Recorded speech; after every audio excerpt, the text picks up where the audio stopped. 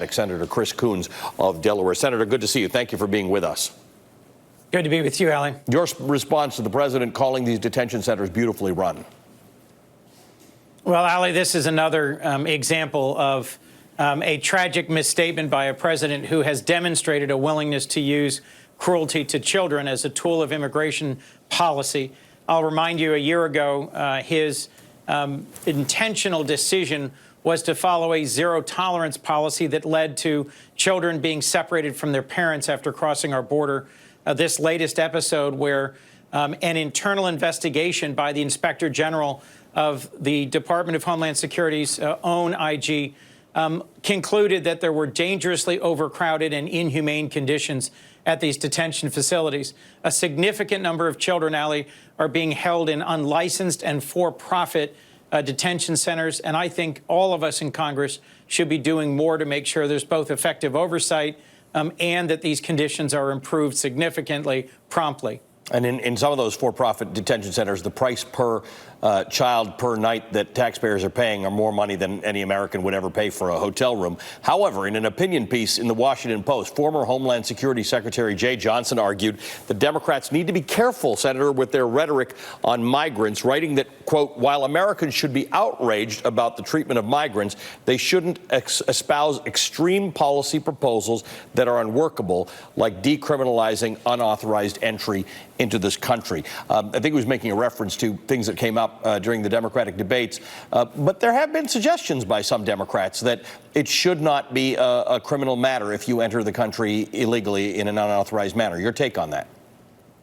Well, Allie, it's important that we continue to emphasize that Democrats have voted for, have supported increased investments in border security, and we don't support open borders. That'll be one of the main lines of attack on us from President Trump in the presidential campaign. And for those of us who are facing re-election in the Senate and the House, I have co-sponsored bills. I have voted for bills that would invest tens of billions of dollars in improving border security.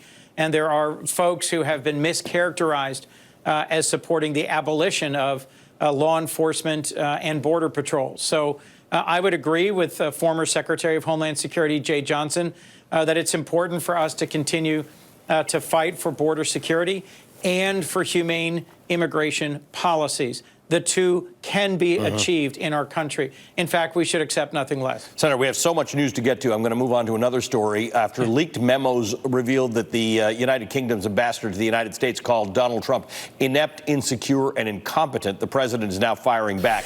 He tweeted today, "I do not know the ambassador, but he is not liked or well thought of within the U.S. We will no longer deal with him." Late today, we learned the ambassador was disinvited from tonight's dinner with the Emir of Qatar. And today, the president took the opportunity to go after Prime Minister Theresa May for how she handled Brexit, writing, "I've been very critical about the way the UK and Prime Minister Theresa May handled Brexit.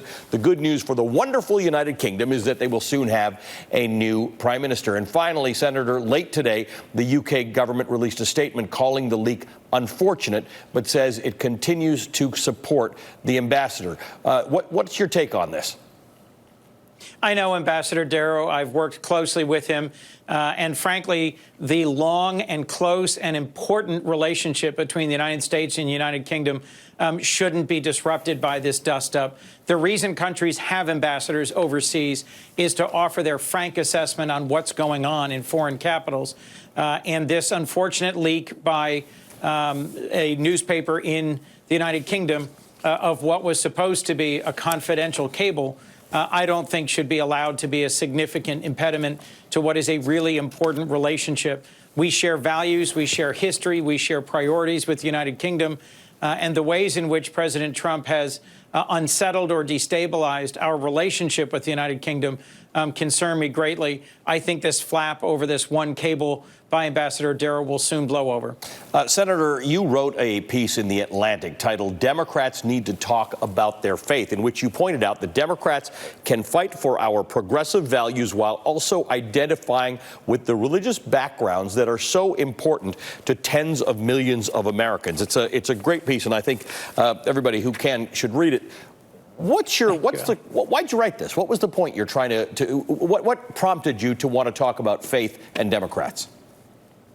Well, Ali, first, it's important to say that in a country with a separation of church and state, all of us who are elected at whatever level have to act and speak in a way that makes it clear that we value and we represent people of all faith backgrounds and those who have no faith background. We represent all of our constituents, and we need to do so in an inclusive and tolerant way. But I'm someone who, like many of my colleagues in the Democratic caucus in the Senate, was first called to public service through the values that I learned in my home, through my family, and through my church as a child. And those are very progressive values. A lot of the values of the gospel or of the Torah are values that talk about welcoming the stranger and foreigner, caring about those who are our neighbors, defining as neighbor a broader circle of people in our community and our world.